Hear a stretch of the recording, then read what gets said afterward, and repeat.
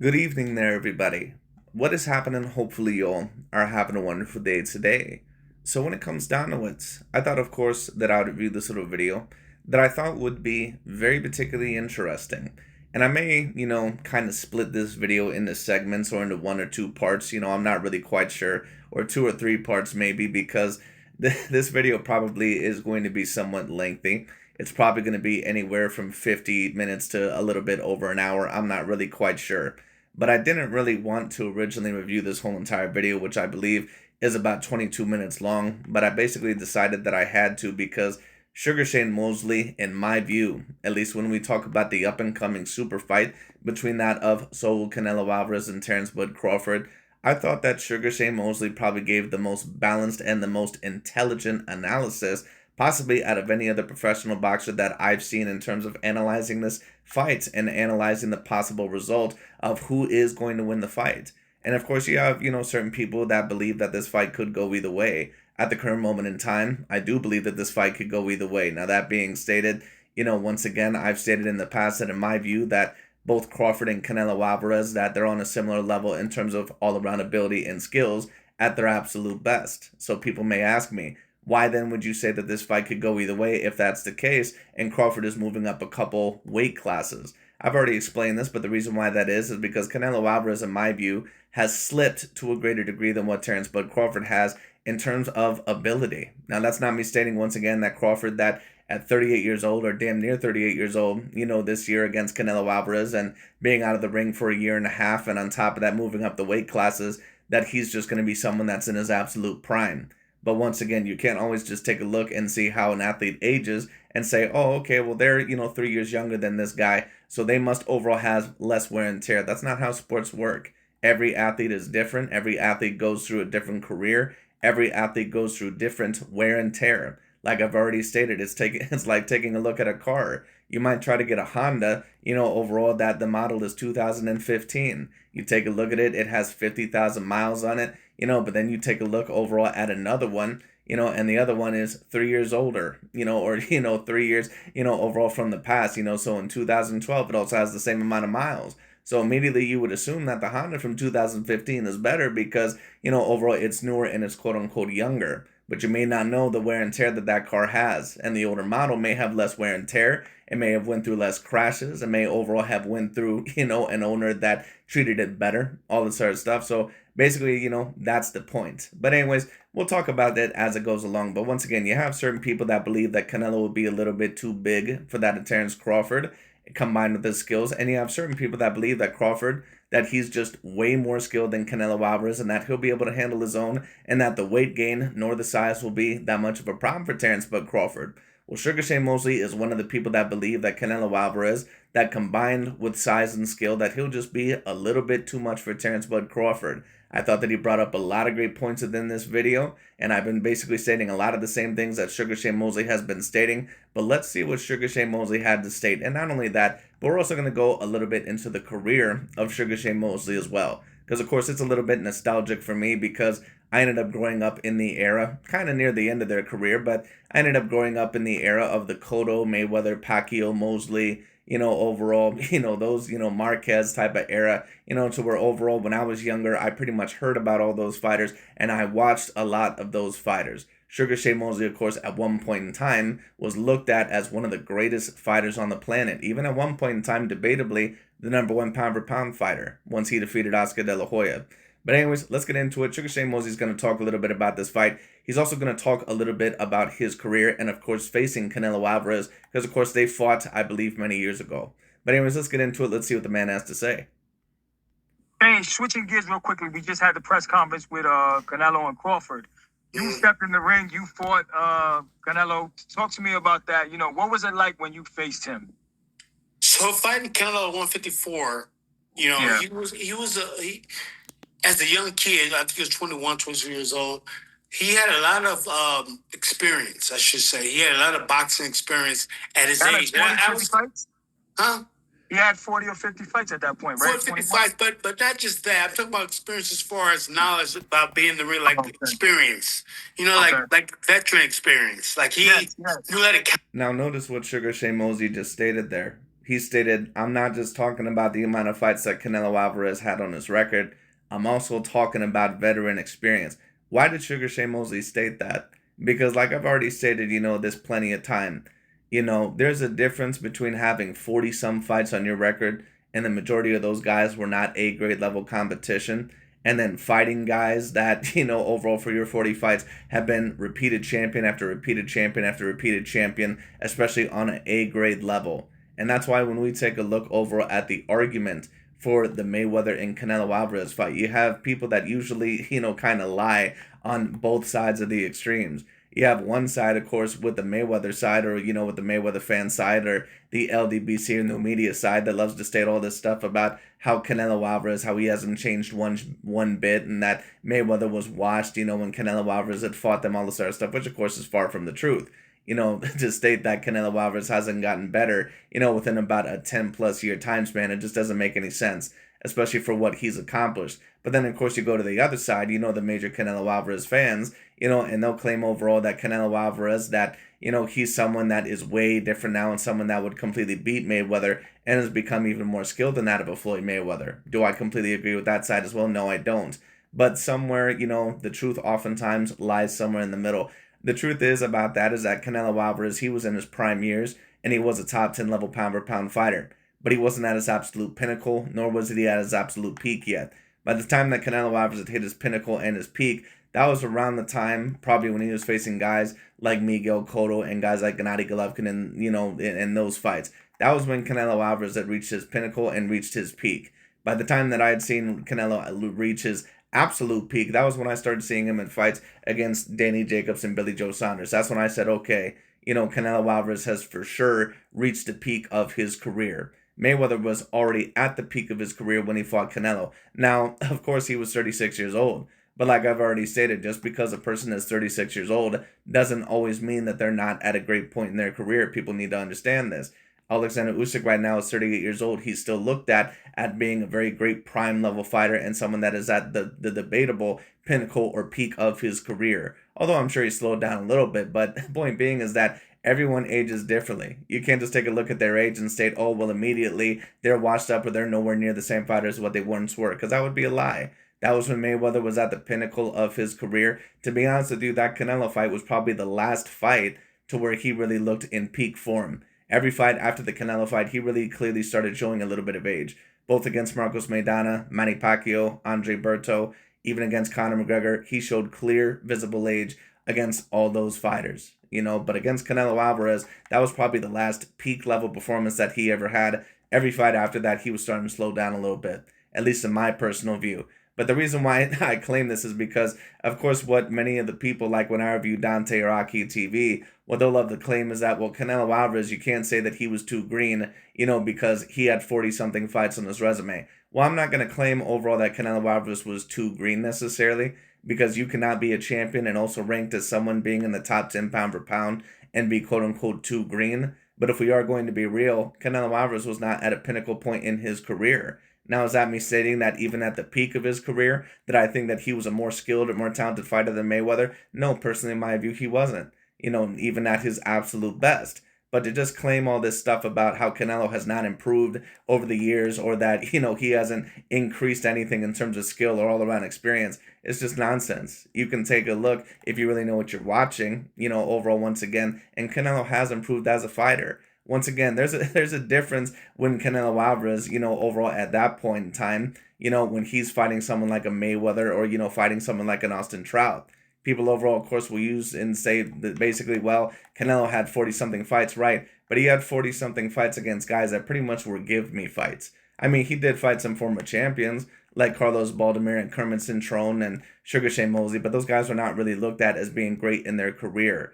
They were pretty much just sacrificial lambs because they realized that Canelo Alvarez was going to be the next big star. But the first fight that Canelo Alvarez really ever had that truly was 50-50, or a fight overall that was really looked at as being a great fight, was really against Austin Trout. And although I thought that he clearly won that fight, probably about 8 rounds to 4, it was the most challenging fight of his career because that was the first time that he ever fought a prime level fighter overall that would have been classified as an A-grade level fighter. When he fought Sugar Shane Mosley and Baldomir and some of those other guys, those guys were not in championship form any longer. So when you talk about Floyd Mayweather, it's not an excuse necessarily to claim that Canelo Alvarez was not at the pinnacle of his career, but he still was a great level fighter. He was a top 10 level pound for pound fighter. So that still does have to count as one of the greatest wins in Mayweather's career. That being stated, was Canelo Alvarez at his absolute peak form in that fight? No, he wasn't. Because there's a difference between a fighter overall who has fought repeated A grade level champions by the time that Canelo Alvarez was fighting guys like Billy Joe Saunders and Caleb Plant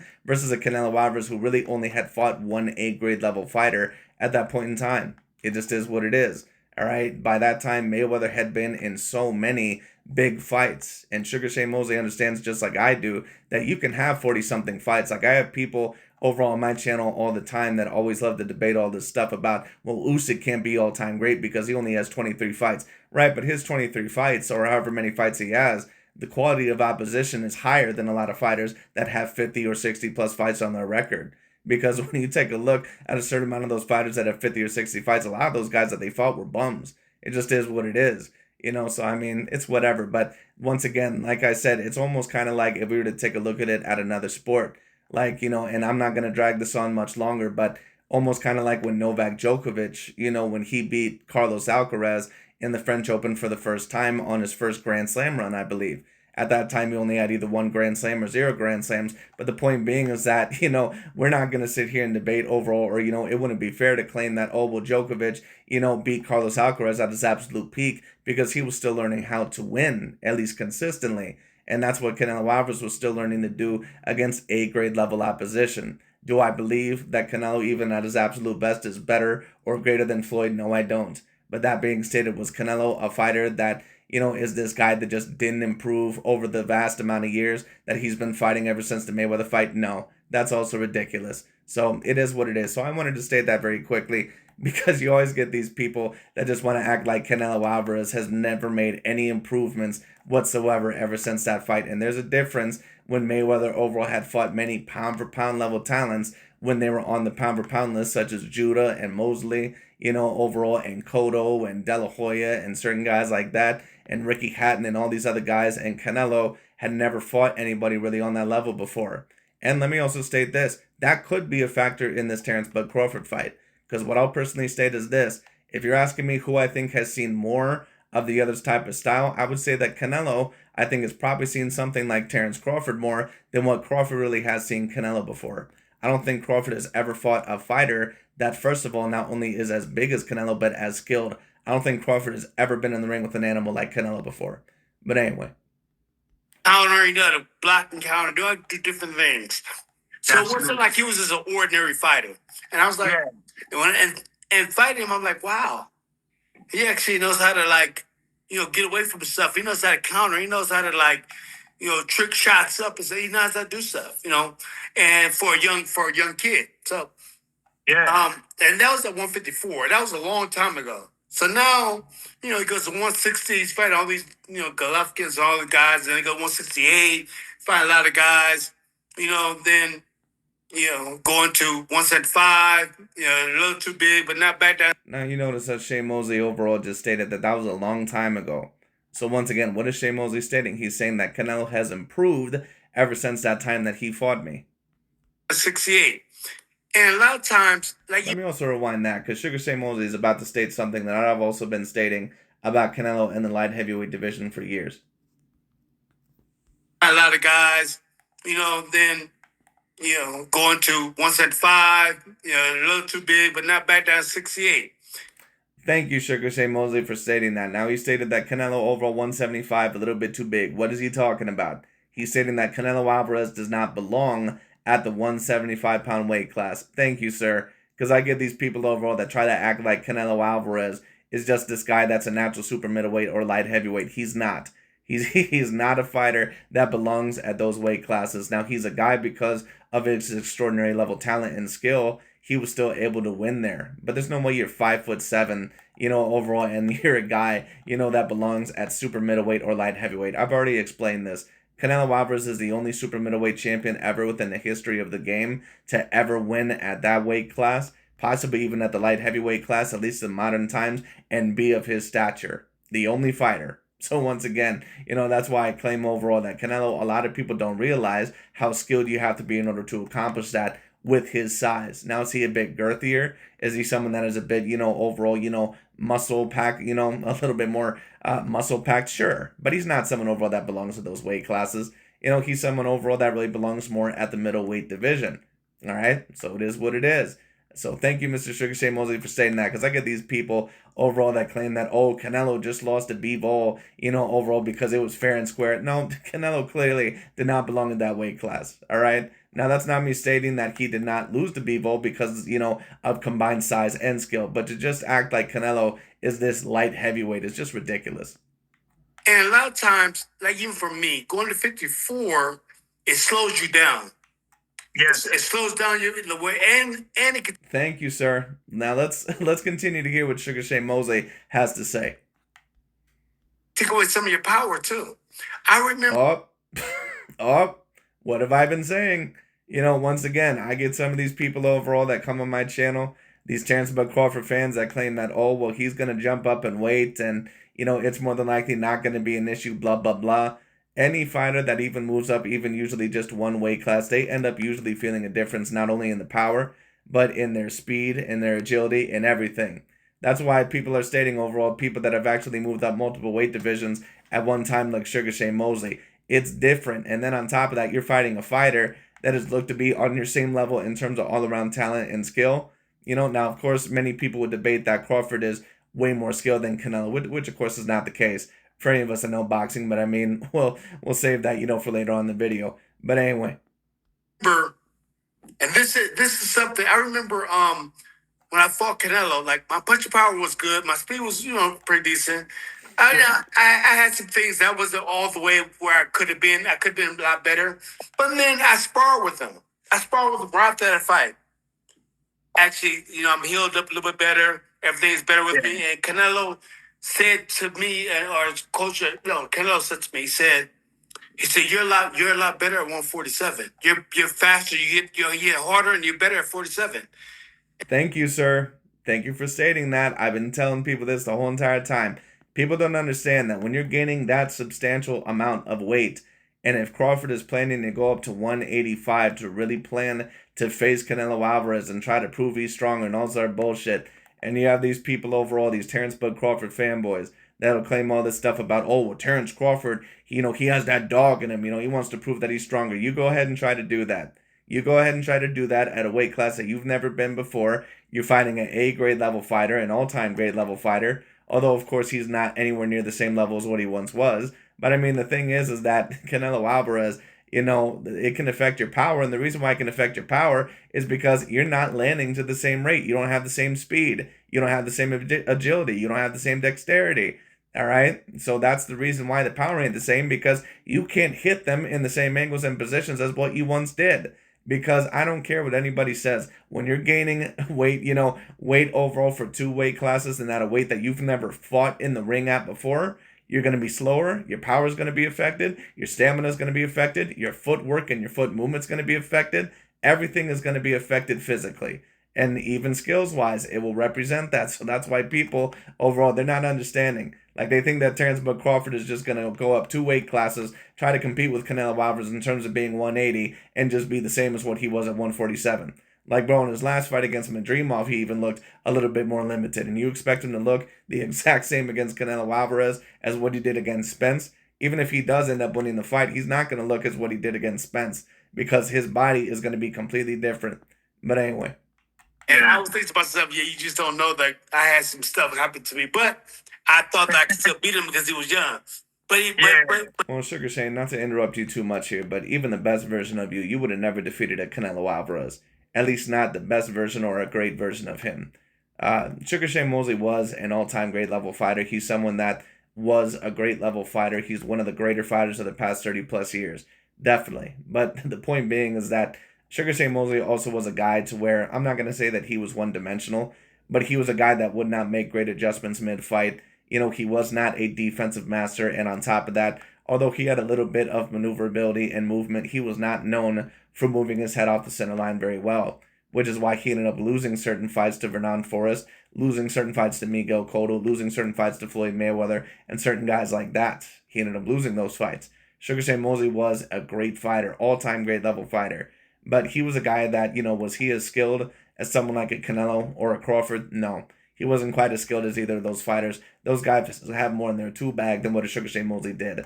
But it would have been very interesting to still see Crawford, fight guys like Cotto or Marquez or, overall Mosley if they would have been in the exact same weight class, prime be prime. It would have been interesting. But he acknowledged that I was actually better at a lighter weight than when I fought him at 54. Wow. So that lets me know that fighting at your natural weight, you're actually a better fighter. Like when you go up in weight. Agreed. I think Jamel Charlo was telling Crawford too. Like when you move to 168, you're gonna slow down. You're not gonna be. Agreed, sir. You tell him. You tell overall the people out there you tell those dingbats that believe that Terence Crawford is just going to gain 20 pounds and try to compete with Canelo Alvarez, a weight class that he's never fought at before, and he's just going to look the exact same. Like, bro. Fast, you're going to be slow. You're not going to be moving the way as much. It's going to feel different. You feel like you're getting tired quicker. Oh, my goodness. Sugar Shane Mosley. Spit the truth, sir. This man is preaching. Because you have extra weight. So you have to deal with that. And it being the first time you ever go up into that type of weight class, that could be a problem. You know what I mean? Yeah. Like Absolutely. This is the first time that you're entering 168. You've been in the 154 one time. You've been in the 47 your whole career, 154 one time, and then you go to 168. Well, Terence Crawford, of course, started off in his career at 135. But I've already stated this. When we talk about the career of Crawford and Canelo, like you have this narrative that Crawford overall, that he's fought a lot of bigger fighters in his career, but that Canelo has just been this weight bully, and that cannot be further from the truth. Now, has Canelo been a weight bully in certain fights, like, in the early portion of his career, when he was fighting guys like Lopez and Josecito Lopez and some of those other guys? Sure, of course. But the point is that, when you talk about his bigger fights, like against Trout and Lara and some of those guys, no, he was not a weight bully. The last time Canelo Alvarez was really a weight bully against anyone, probably was against Miguel Cotto. Of course, certain people would debate Jamel Charlo, but give me a break. That dude is a complete fucking weight bully at 154. Like, his greatest win there is over someone that's like, what, 5'7", 5'9", in Brian Gastano. Give me a fucking break. The dude's 6 foot and super huge for that division. Like, the man should be at the minimum fighting at the middleweight class, but he can't fight at middleweight because if he were to fight guys like Carlos Adams and guys like Yanibek, he'd get completely embarrassed. Anyway. It's kind of hard. And Terence Crawford, as I've already stated this, he's 5'8" with a 74-inch arm reach, and even at 140, he was hydrating 20 pounds over the weight limit. Terence Crawford was not going to last at 135 or 140 for the long run. He was always eventually going to fit at 147 pounds. Canelo is a guy that you can debate could have fought at 160 his whole entire career, maybe at 168, pretty much at a maximum. So when you have these people claiming that Crawford has been fighting bigger fighters for his whole entire career, who are these fighters? Victor Postel was a bit lengthier and taller, if you want to make that debate. I guess Spence may have been a bit girthier. Of course, he fought Madrimov, but all those fighters, I believe he had the reach advantage over them. He was a guy that had, I believe, a 5-inch reach advantage over Israel Madrimov. So, to me, that's not really a super huge size advantage. When you talk about Canelo, like against Danny Jacobs, Golovkin, Caleb Plant, Callum Smith, Kovalev, Jaime Munguia, and some of these other fighters, like these guys legit, Arasani Lara, like these guys legit, are around the same weight as him at times or heavier than him. And then on top of that, they're looked at as A-grade level fighters and taller and lengthier than him. So, it's like, it's not even a comparison. Don't get it twisted. Crawford has fought some very good opponents at times, but to claim all the stuff that he's been fighting bigger opponents his whole entire career, no, he hasn't. Errol Spence was not really that much bigger than him. Maybe a bit girthier, but that really was about it. They're really about the same size, and he had the reach advantage. And over Madrimov, Madrimov probably was the girthier and the heavier of the two. But if you're supposed to be the pound-for-pound number one fighter with a 5-inch reach advantage, and you're really only moving one weight class out of your dimension, you're supposed to win that fight. And I take nothing away from Crawford because I know Crawford, he's a great fighter, and he's capable of fighting a guy like Canelo on that mental level or on that stage. Like I agree. In my personal view, both are intelligent fighters. They're both all-time grade level fighters. They're both around the same category in my view. He is. Also right there with Usyk. They are compatible when it comes to their skill level. If you understand. Oh my goodness, Sugar Shane Mosley. Canelo and Crawford are comparable in terms of skill set. That's what you're telling me, sir? Oh my goodness. You know, what have I been stating overall this whole entire time? That Crawford and Canelo are on a similar skill level, both at their best. Thank you, sir. Thank you for not being one of these dopes overall, you know, that just acts like Canelo Alvarez is just this one-dimensional fighter. This dude overall that is 5'7", but one in weight classes from 154 to light heavyweight. I don't know. I've always stated this. I don't know how in the hell you can in the world you can be a one-dimensional fighter, but apparently you're 5'7" and you're doing things that no other fighter of your frame has done in those weight classes. Like, make it make sense.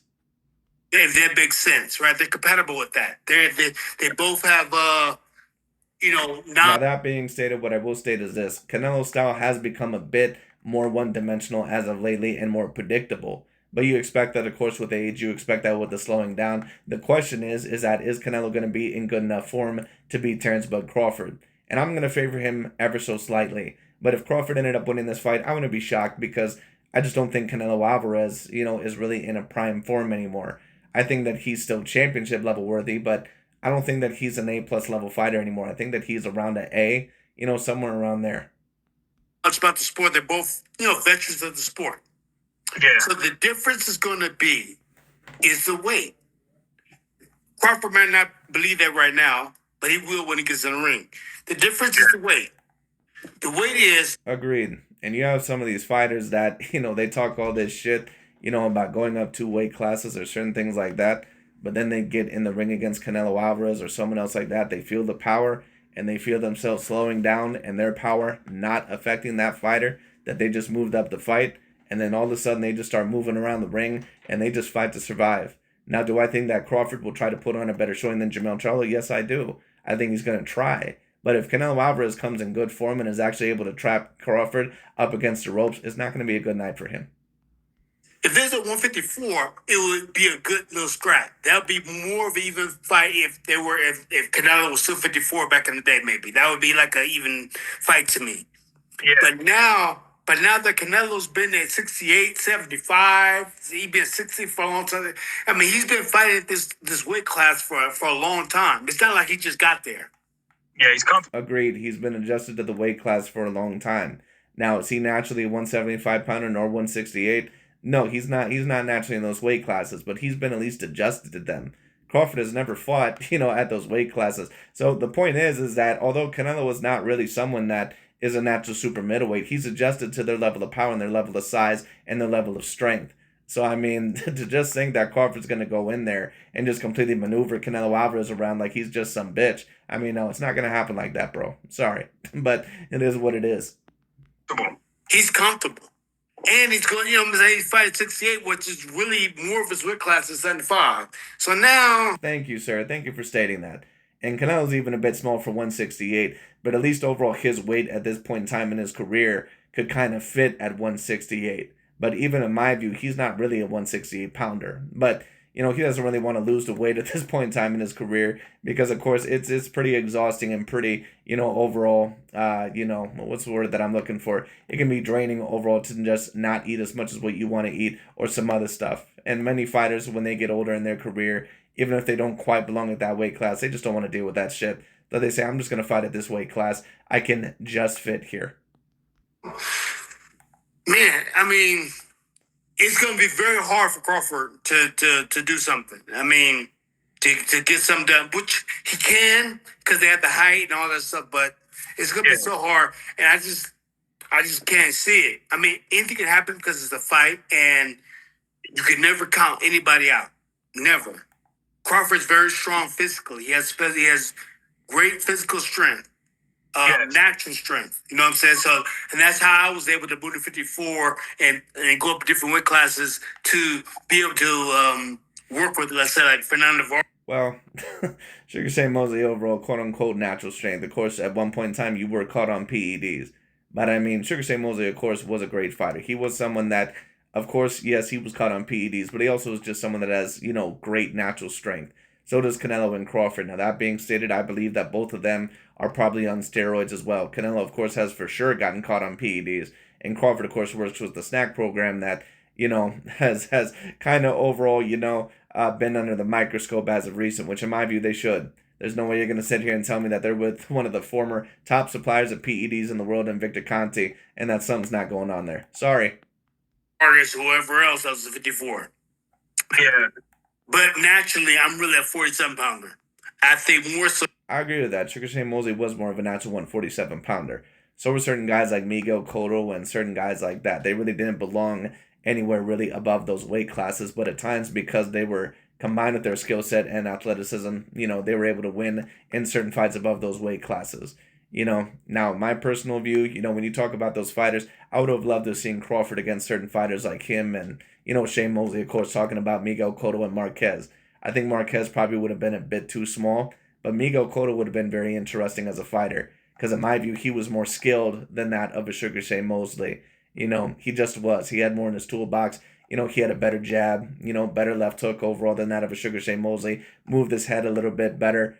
Someone that, in my view, was better defensively, especially once he started to really work on his quicker feet and movement. He was someone that was a phenomenal level fighter. Miguel Cotto was a great, great level fighter. I would have loved to see Miguel Cotto versus Terence Crawford. Cotto would have probably he definitely would have not had the reach, but I mean, he was a guy that definitely would have had the skill to possibly compete with those guys. He probably would have been the most all-around talented and skilled fighter that Crawford would have ever fought, even more than Errol Spence Jr., because there are certain things that Miguel Cotto can do that Errol Spence could not do. Errol Spence is not someone that is a great counter puncher, unless he's in the inside range. He's someone that does not move his head off the center line extraordinarily well. He's someone that really only fights great when he's trying to break down his opponent. So Crawford naturally was a 47-pounder, and maybe can grow at 54 because he's a little bit bigger, but 68, yeah. And you need some time to be there. If you haven't fought like one or two times there where we can kind of measure, I mean, I don't know. I don't know if I can see that. But like I said, this is what we paying to see, and this is what make great fights. So Sugar Leonard went up and fought Barbara Hagg and a few others, and so Tom Hearns, everybody, right? Is it Leonard and Lalonde, 175? Down the line, you know what I'm saying, went up to 75 falls. So, I mean, things happen, but he had to put quarters or something in his pockets. He didn't go all the way up there, but he went up as far as he could. Yeah. You know what I'm saying? So, I mean, anything is possible. But down the line is nowhere like a Canelo. No, absolutely not. You know what I'm saying? So, same level. But do you feel that Canelo he's a better fighter since the time you faced him? But did he improve that much? What do you think? I think that he's improved a lot. Okay. Thank you. Thank you, Shane, for stating that, because you get over all these people over here that just claim that Canelo Alvarez is the exact same fighter as what he was 10 years ago. But everyone else has apparently adapted except Canelo Alvarez. Like, it doesn't make any sense. So I think their skill levels probably are on the same page. Yeah. Oh my goodness, Sugar Shane Mosley. What you're telling me is that Canelo Alvarez and Terence Bud Crawford, that they're on a similar skill level? Because what I keep hearing is that Terence Bud Crawford apparently is way more skilled than Canelo Alvarez. I keep hearing that Crawford is 10 times the amount of skill as Canelo Alvarez. That's what I keep hearing. Once again, whenever you usually ask people about why Crawford is more skilled than Canelo Alvarez, they always give you these simple and basic answers that oftentimes either A, don't hold any weight, or basically is something that anyone can say. They don't give you anything specific. They just state that, Crawford is a switch hitter. He's someone over that has more dexterity. He's the sharper puncher. He has more precision. All this sort of stuff. They don't tell you anything directly, that actually, is something of any substance. And let me also state this. This Terence Bud Crawford switch hitter talk, Terence Bud Crawford is not really an elite level switch hitter. He's someone that is an elite level southpaw. When he's in the right hand stance, he is not really in an elite type of stance. And you can take a look at this against Gamboa. You can take a look at this against Thomas Delorme, Kell Brook, all those fighters. Crawford is way too hittable in the right hand stance. And he's already a little bit too hittable in the southpaw stance. But he's even more hittable in the right hand stance. Saying the skill levels, they're on the same page. Yeah. But I think that what's taken away. So basically, my point being is this: if Crawford were to switch in the right hand stance and stay there for Canelo Alvarez, he'd get knocked out. No question. No question about it in my mind. From Terence Crawford is going to be the weight class. It's going to be the weight. It's going to be the weight because he's never fought there before. And then we see him going to 54. Majimov is pretty good, but what's going to beat Majimov too? So, I mean, I think the man meant Virgil Ortiz. It was Ortiz. Ortiz beat Majimov.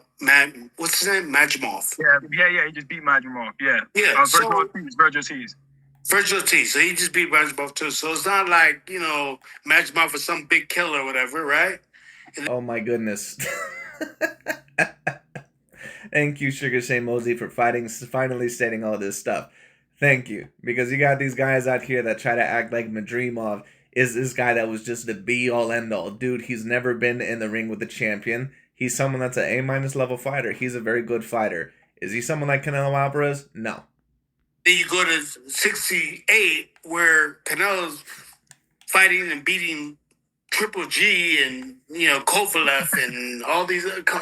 Agreed. And once again, let me state this point because you have people like Dante's Boxing Nation or Aki TV that try to pull this bullshit narrative out of their ass and compare Viktor Postol and Israel Madrimov to guys like Kovalev or Gennady Golovkin or Bivol or Lomachenko or Usyk. Dude, those guys are nowhere near on the same level. Viktor Postol at an absolute best, I mean, to be honest with you, I don't even know who I would compare him to. At an absolute best, at an absolute peak version of Viktor Postol, he may be on the same level as someone like a Billy Joe Saunders. And to be honest with you, I don't even think that he's on the same level as a Billy Joe Saunders. He's probably more on the level of someone like a Robert Easter.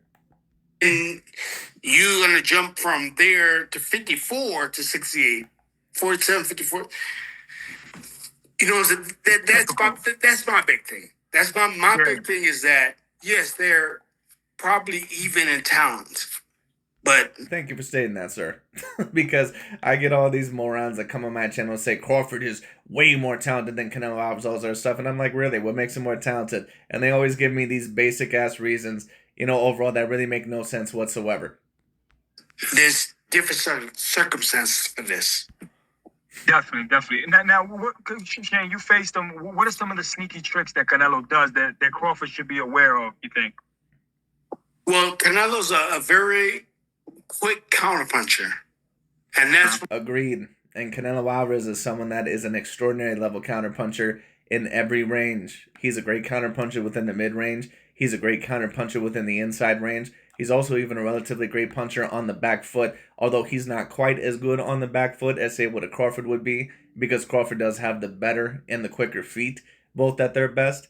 But Canelo Alvarez, don't underestimate him up against the ropes. He has excellent upper body movement and defensive ability. And when you're talking about both of them at their absolute best, yes, Canelo Alvarez does have better defensive ability and upper body movement than Terence Bud Crawford, which is why when you take, once again, a look at a lot of their bigger fights in their career, there's a reason why, say, for example, when you take a look at, Crawford's fights against Porter and Postol and Madrimov and certain guys like that his statistics aren't really as impressive as what you may personally think. And a lot of the other fighters other than Spence and Gamboa that I didn't mention, a lot of those guys are really not, that elite. It just is what it is. Canelo Alvarez, when you take a look at his fight, against Danny Jacobs, he made Danny Jacobs, who was taller, heavier, longer than Canelo Alvarez, and someone who was classified as an A-grade level fighter. He made Danny Jacobs land at a lesser percentage than what Sean Porter did over Terence Crawford. And Crawford was someone that, Sean Porter was someone that had already lost like 4 fights in his career at that time, or 3 fights in his career at that time, was no longer a champion. And on top of that, keep in mind that he had like a 5-inch reach disadvantage. So, once again, Crawford, great fighter. Is he as great defensively as what people try to make him out to be? No. Is he someone like a Mayweather? No. But you notice that. Now, of course, once again, what people will state is that, I believe that I had one person on my channel who brought up an excellent point saying, well, Crawford, on average, I believe that he has the higher percentage in terms of his opponents landing at a lesser percentage. That he has the higher defensive rating. Well, he does, but I mean, how much is that really worth when the majority of your opponents have been guys on the level like Jose Benavidez and Aegis Velasquez and Julius Ndongo? Like, it's no offense, but if Canelo Alvarez was fighting those guys, he'd be overall criticized, and people would rip him a new ass for fighting a bum. Even with the fighters right now, they'll run around, run away from him, whatever. But that being stated, one thing that does have to be mentioned in favor of Crawford is that when you talk about the peak level performance over a quote unquote A grade level fighter, that Crawford definitely has the more impressive performance of the two, and that he was severely accurate and defensively responsible in the Errol Spence fight. That being stated, that was the only perfect performance I think I've ever seen from Crawford. Where Crawford overall to where, he was absolutely immaculate defensively and also offensively. But Canelo was a different monster. He's someone that he just has more in his tool bag than what Errol Spence ever did. But then when they start fighting him, that's when they get caught. When they start trying to fight back, because there has to be a point in the fight where you're gonna fight. Yeah. You know what I'm saying? You have to sit there and fight a couple. There's gonna be a point where you have to fight. There's gonna be a point where you're gonna get touched, and that's when they either get knocked out or things happen differently when they stop. Agreed. And let me also state this. Either fighter could potentially get stopped in this fight, but if I was, of course, going to bet on one fighter getting stopped over the other, of course, I would bet on Terence Bud Crawford getting stopped. Because Canelo Alvarez, first of all, not only has an all-time grade level chin, he's also someone that doesn't really get hit as much as what certain people would think. Canelo Alvarez is someone that, once again, when you take a look at him, he has excellent upper body movement. Like, when you take a look at upper body movement, Canelo debatably, like, he's up there with Mayweather. He's up there with other fighters that have excellent upper body movement. He's up there with any other fighter that I've seen in terms of upper body movement, in terms of the history of the game. Now, feet-wise, no. And that is going to affect his movement to a degree, because you not only have to have great upper body movement, but, of course, great feet as well. Canelo has never been someone that, at always, has great feet, although they have gotten a bit better as time has, kind of transgressed or progressed. But the thing being is that Canelo is not someone that really gets hit flush a lot of the times, because he knows how to slip and roll with the punches, especially to a better degree than Terence Bud Crawford. And that's why we've seen Terence Bud Crawford hurt more in his career than that of a Canelo Alvarez. I've seen him hurt very badly against both Aegis Velasquez and Yuriorkis Gamboa, and also wobbled a couple times against Sean Porter. I've seen it. Now, of course, have we seen Canelo hurt a couple times in his career? Sure, we've seen him hurt a little bit against Golovkin in the second fight. There was that one time, I believe, against Jose Cotto's older brother, where he was very young, I think like 19, 18 years old, and he was very badly hurt. But other than that, you're not going to find too many opportunities where Canelo is very badly hurt in his career. And, I have some of these guys that come on my channel and say, Crawford's going to, you just watch, Crawford's going to be able to take Canelo's best shot, no problem. If Canelo Alvarez lands that good overhand right, or that good, check left, or that good shovel hook that he landed on some other fighters, I promise you, Crawford's going to feel that shit. And if Canelo lands it with 100% accuracy right on his chin, Crawford's going to sleep. At least, if he ends up landing, say, to the same, intensity as what he did, say, like an Amir Khan. Now, I know that Crawford's not a runner. He's not a mover. He's a fighter. Yes. His mentality is a fighter. So he doesn't know how to do that. I mean, he can do a little bit, but he can't do it 12 rounds. He's not going to be more on the ring for 12 rounds. There's going to be a point where he's going to have to fight. A couple of times because he's a fighter. Well, I have no doubt that Terence Bud Crawford isn't just going to go in there and try to put on a Jamel Charlo. I think that he's going to really try to win this fight. But I think that even Terence Bud Crawford has some doubts in his mind about how successful he's going to be over Canelo Alvarez. And I believe that he had a quote, not too long ago saying that he's only about 70% sure that he's about to win this fight. Now, of course, to many people, that would still be a very high percentage. But when you're a professional fighter and you believe that you're going to win every fight, no problem, that kind of, is really more almost like either 50-50 or even less than that. 70%, is not, overall really as confident as what certain people would really say. And that's what we all like Crawford, because he can fight. He's a fighter. We like his mentality. He's a fighter. Right? So that's why, he's getting paid that big money. So it's going to be that time. And we're going to see what happens when that time happens where they got to sit there and throw some real punches. Definitely. Crawford, I think he has... And once again, I have no doubt that Terence Bud Crawford is going to try to put on a great performance. But the question will be, is that if Canelo Alvarez hits him early and Crawford says, oh shit, I overall, I've never felt this level of power before. And if he starts backpedaling, what is Terence Bud Crawford's plan going to be after that? What's going to happen if he hits Canelo Alvarez and Canelo really doesn't budge and he's still able to come forward and he hurts Terence Bud Crawford really badly? What is Crawford going to be able to do? Too much dog in him. Do you think that could go against him because he's such a competitive person and he wants to show you that he's more man than you and he'll go and stay in the pocket and go with Canelo, or should he just follow the Floyd? That's why I say what I say about Canelo being, because he's a dog, and Crawford continue to be that dog and believe in yourself and try to get that knockout, because you never know, you might hit Canelo right on the chin and he go down. Now, when Sugar Shane Mosley states that, I don't think that he's actually stating that Terence Bud Crawford should look for the knockout. I think all that Sugar Shane Mosley is really stating there is that if you're going to fight Canelo Alvarez, fight with some gumption. Fight with some gumbo. Don't go in there and just lay down. You are going to have to act like you can knock out Canelo Alvarez with a good shot. You're going to have to act like that. Because if you're too timid or if you're too tentative to throw, Canelo Alvarez is going to dominate you. You know what I'm saying? Like, you might get that shot. Boom, boom, knock him on the chin. So yeah, believe in yourself. Go for that. Go for that knockout, because yeah, it can happen. It can happen just like. And I agree slightly with Shane Mosley there. Now, I don't believe that he's stating that he should go looking for the knockout. I think that all he's stating is that you need to act like you can knock Canelo Alvarez out, because if not, Canelo's going to be able to see that and he's going to smell that from a mile away, and he's going to take full on advantage of that, just like he did with Jamel Charlo. It can happen for him. So yes, go for the knockout. Go for that. And you have all the ability, all the skills, just like he do. I'm just saying, I'm just trying to be, realist to whatever the boxing thing is. I believe that Canelo's too big, but at the same time, I also think that Crawford, believing in himself, believing what he can do, how he can hit.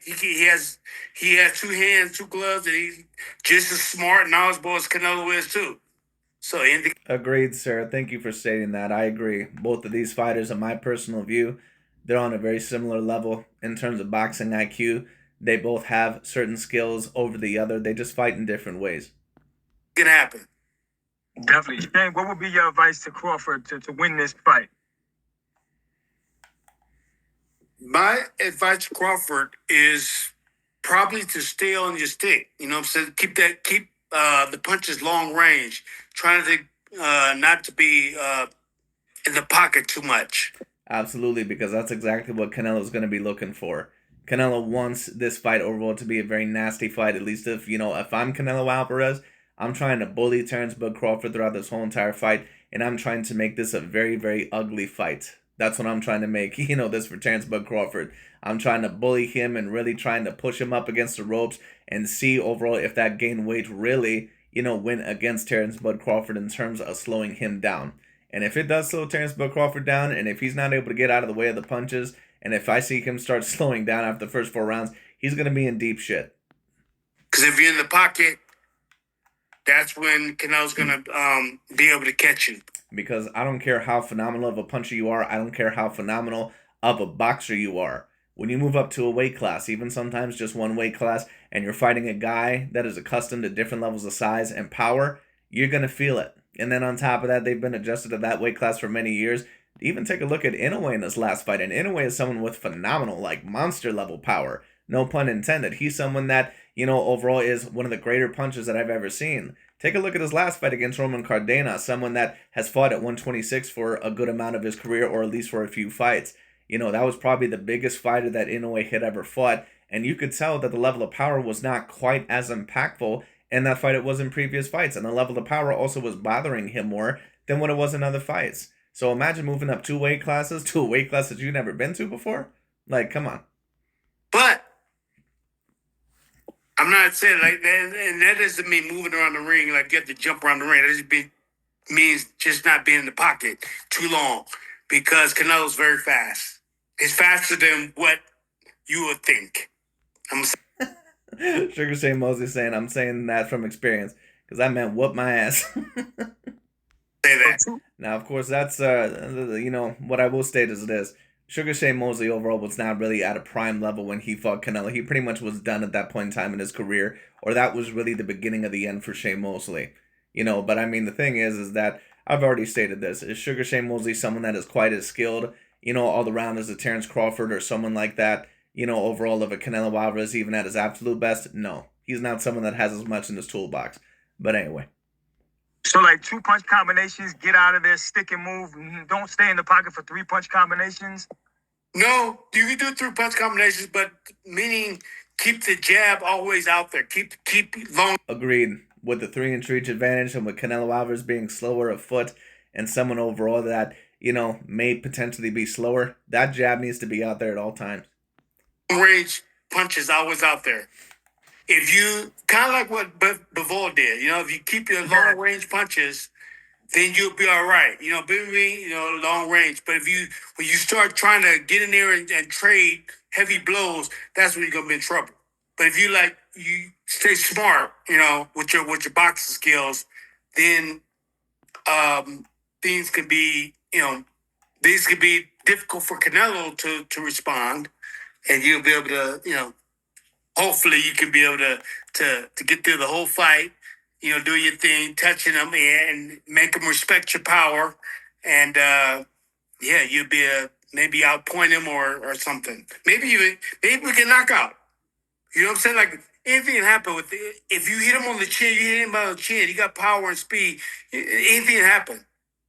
So, and a punch that they don't see coming, right? Yeah, I mean, it's the punch they don't see coming, like anything can happen. You can actually catch him or whatever. I'm just saying, like, for me, I don't see it because of, him being there for so long. But what I'm saying is, anything can happen, especially that's why we want to see the fight because, what I'm saying? Like, and like, you have the doubters, like myself, doubting that this can happen, but this can happen. Like, you can actually, get that shot in. So it's definitely possible. And what I'll state is this. If Sugar Ray Leonard was able to beat Marvin Hagler, and if Sugar Shane Mosley was able to beat Oscar De La Hoya, and Roberto Duran was able to beat Sugar Ray Leonard, then Terence Crawford can do it because, of course, he's a phenomenal level fighter. Now, that being stated, the point being is that, if you have some of these guys out here, or if you're one of these people that claim that Crawford is one of these top 10 fighters of all time, like Dante Rocky TV, just unanimously, and that Crawford is for sure more skilled and talented than Canelo, well then if Crawford ends up losing to Canelo, especially dominantly, then what that means is no problem. But then don't put him on the same level as guys like Sugar Ray Leonard or certain things like that. Because Terence Crawford is only moving up 2 weight classes. It's not like this hasn't been done before. Kind of way, like a trick shot or something. Now, of course, Crawford has not been adjusted to 154 for long, so I understand overall what people are, trying to say. But Canelo was also not a super middleweight. He's really more of a middleweight. But anyway. And it can actually turn your way. So, I'm just, in my mind, saying realistically, he's too big. He's got speed, he has power. He's just as smart as you are and knowledgeable. Thank you once again, Sugar Shane Mosley. Thank you once again. Spit the truth, dude. As you are, but on the other hand, anything can happen. So. Definitely. And so what would be what'd you say? Huh? Oh, I thought you said something. I'm sorry. But no, I'd say, well, okay, what? So if Crawford was to be successful and beat Canelo Alvarez, where would you rate him among the greats? Is he a top 10 fighter of all time? Being that he moved up all those weight classes, I believe it's 5 or 6 weight divisions. It's kind of, it's hard for me to it's hard for me to say, oh, this guy's better because there's always somebody for somebody, right? Yeah. Yes, but the thing what I will personally state is this. If Terence Crawford does win this fight, he definitely would become a top 10 greatest fighter of all time. Now, if he loses this fight, he may lose a little bit of that esteem and probably be more around top 20, top 30, something like that. If Canelo wins this fight, I'm not sure if, of course, it'll do as much for his legacy as what it would for Crawford's if Crawford were to win this fight. But if Canelo were to win this fight, in my view, that would probably put him over someone like a Marvin Hagler for me. And in my view, Canelo, you could already debate, is above someone like a Marvin Hagler. Now, someone, of course, would state, how could you claim that Marvin Hagler is the greatest middleweight of all time, blah, blah, sort of stuff. Right, but it's not like Marvin Hagler did not have certain struggles in his career. People always try to act like these older fighters that, they were just impeccable in terms of the record, and that's not the case. Marvin Hagler lost to Sugar Ray Leonard when I believe he moved up 1 or 2 weight classes. All right, he ended up also, having a very tough and competitive fight against Roberto Duran, someone that really, overall could have fought at 135 for the rest of his career. So I mean, it is what it is. And he also had a draw, I believe, against this one Italian fighter that was not looked at as the most powerful puncher. So I mean, the thing is that so a lot of these older fighters, it's not like overall that they don't have certain black spots in their career as well. The styles make fights. And Yeah. on top of that, Hagler was only a one-weight division champion. Again. It's always somebody like they'll have me way above Vernon Forrest as far as rating. But Vernon Forrest was a great fighter, and yeah, he had something for me. They have me above Oscar, but Oscar beat so many great fighters. Well, which great fighters overall did he really beat in particular, Shane? And on top of that, I don't know many lists that would actually put you above Oscar. Now, in my view, it's a debate, but the thing is that Oscar De La Hoya, when it comes down to it, I've already stated this, Oscar De La Hoya is one of the most overrated fighters within the history of the game. Because after his wins over Chavez and Whitaker, when he was obviously bigger than those guys, like De La Hoya was such a weight bully at 135 and at 140 in those weight classes. He always belonged pretty much at a minimum at 147. But because he could fit there in the early portion of his career, he fought there. But there's no way you're supposed to be at 135 and you're like, what, 5'11", 6 foot? Like, come on, dude. That's why I always say, like, people always come at me and they say, oh, well, De La Hoya got wins over Chavez and Whitaker. He was supposed to get those wins. He was younger. He was faster. He was a guy overall that was bigger than those guys, both of them. But whenever Oscar De La Hoya fought guys that could compete with his size, combined with his skill, like Mosley or Trinidad or some of these other guys, Mayweather, he never beat him. It just is what it is. Yeah. You know what I'm saying? And I know. Now, he got a lot of A-grade level wins, like Ike Corte and Fernando Vargas and Ricardo Mayorga and certain other guys like that. But when you talk about the pound-per-pound level guys, no, he never usually beat those guys. Not when they were similar in size. I'm a great fighter, too, as well. I know I'm great. Yeah. I know I could be a lightweight champ. I beat all title defense by knockout. I mean, I did a lot of great things. But there's a lot of great fighters. Just one thing, I didn't want you to take that Winky Wright fight back then. I didn't want you to take that fight. But that was your ex-wife that she made you take that fight, or was it? No. I wanted to take the fight. I know because I know. Sugar Shea Mosley got so offended in that moment. He said, "What? No, no, that ex-wife didn't make me do anything. Fuck that bitch."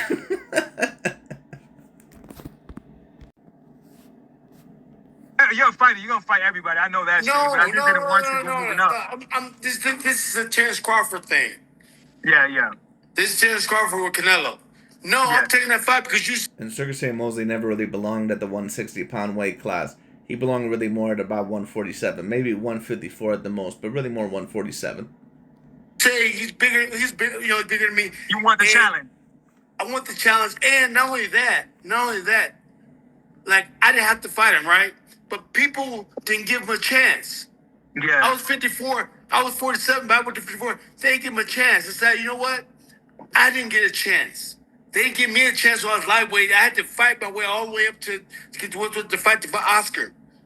But you look I'm going to give this man. I'm going to give this man a chance because he didn't get a chance. Vernon Forrest, he wasn't getting a chance. I'm going to give him a chance. See these fights? Oh, you got to pay me. I don't know. I got maybe $2 million. Somebody to fight Vernon. Yeah. You know what I'm saying? Like Vernon was a harder fight probably than Mayweather and Oscar. Yeah. Well, Vernon definitely wasn't a harder fight than Mayweather Mosley. I mean, let's just stop that shit right now. I mean, Mayweather overall pretty much dominated you. Now, one could debate that maybe that Vernon Forrest fought a more peak version of Mosley, and Mosley was 38 by the time that he fought Floyd, but keep in mind, Mosley was still at a great point in his career, and of course was coming off of the knockout victory over Antonio Margarito. Now, of course, Margarito was exposed as a cheater, but I mean, the thing is that Mosley was still at a great point in his career. That's why I always state that you can't claim just because a fighter is a bit older that they weren't at a great point in their career. You have to take a look at the individual case and individual fighter. You know what I'm saying? It was a harder fight, but yet still got paid way more money to fight them guys. And I just, all right, let's fight. I was just that type of person. I know. Yeah, I'll fight anyone, but because they deserve it. Not I want you to fight anyone just to fight them, but they deserve to have that fight. They deserve to fight for the world title. They deserve to have their time in the sun to shine. And I wasn't afraid to put myself out there to fight all these different people. I don't care because I wasn't trying to just keep an jump over here, trying to keep an O. I was 38-0 with 35 knockouts at one time. Yes. You said same, so I wasn't trying to just keep an O. I was trying to fight everybody and give everybody the opportunity that I didn't get. You understand? So they got the opportunity, and as a result, Winky went and fought Trinidad, won. You know what I'm saying? Did great and fought. Bernard Hopkins fought. He fought a lot of great fights because that. Bernard Hopkins, although an all-time great level fighter, Canelo Alvarez or Mayweather, they oftentimes get criticized because of certain weight drains or weight clauses that they had. But the person also, like Canelo gets criticized overall for moving up fighters, just one particular weight class. Who used to do that shit all the time? Bernard Hopkins. And this is why I say Bernard Hopkins, although he was an all-time great level fighter, don't get it wrong, he was a bit overrated. Don't get it twisted. He was a great fighter, but he was a bit overrated. Bernard Hopkins, when you talk about the biggest wins of his career, you're talking about Trinidad and De La Hoya. Those fighters were really more 154-pounders or more 147-pounders at most. And Bernard Hopkins was absolutely humongous for the middleweight division. He never belonged there in the first place. He was never supposed to really be there, at least for very long. You take a look at Hopkins versus Trinidad, it looks like he's bigger than Trinidad by about 2 fucking weight classes. Like, it's an absolute joke. Although Trinidad was a great middleweight, but Bernard Hopkins was really someone that at a minimum should have been fighting at 168. So that's why, although Bernard Hopkins is a great fighter, I put a little bit of a caveat on that to a certain degree. But it is what it is. Now, of course, he did get some other great wins like Kelly Pavlik, but it wasn't at 160 where Kelly Pavlik was at his best. I believe that he moved him up 1 or 2 weight classes. Of course, I believe that he also moved up Winky Wright, from the 160-pound weight class. So how, soon people forget that Canelo Alvarez or Mayweather or certain fighters like these, like, they're not the only fighters to do that. They're fighting me. Absolutely. And when Bernard fought the elite pound-per-pound talents, the guys that could actually compete on his level, that were in the same weight class and could compete with his size, and were looked at as the best of their generation, don't get it twisted. Winky Wright and Kelly Pavlik, and Antonio Tarver, those guys were all pound-per-pound, and I believe that he even defeated maybe one other guy, maybe like Glenn Johnson or something like that, I can't remember. But, he fought some great fighters. Don't get it twisted. I'm not here to discredit Bernard Hopkins' whole entire career. But there's a reason why he ended up losing to some of the bigger fighters in his career. And when I say bigger, I'm talking about fighters that were talented and could compete with his size. Jermaine Taylor, Joe Calzaghe, Roy Jones, certain guys like that. But anyway. You know what I'm saying? Chad Dawson. Give him a shot. Vernon Forrest as well. You know what I'm saying? Got a chance to do his thing and got his name out there. You know what I'm saying? So, I remember fighting Raul Marquez. I didn't fight Raul Marquez. He was on the team with me, but I fought him. There's so many people. I fought so many people. And that's what I said. Shane. You fought everyone. That's why everybody loves you, Shane. That's why I love it. They're like, man, you fought everybody. Because I wasn't afraid to fight him. And I didn't even fight for the money like I was supposed to get. I could have got way more money to fight different people. But I just said, you know what, let's go.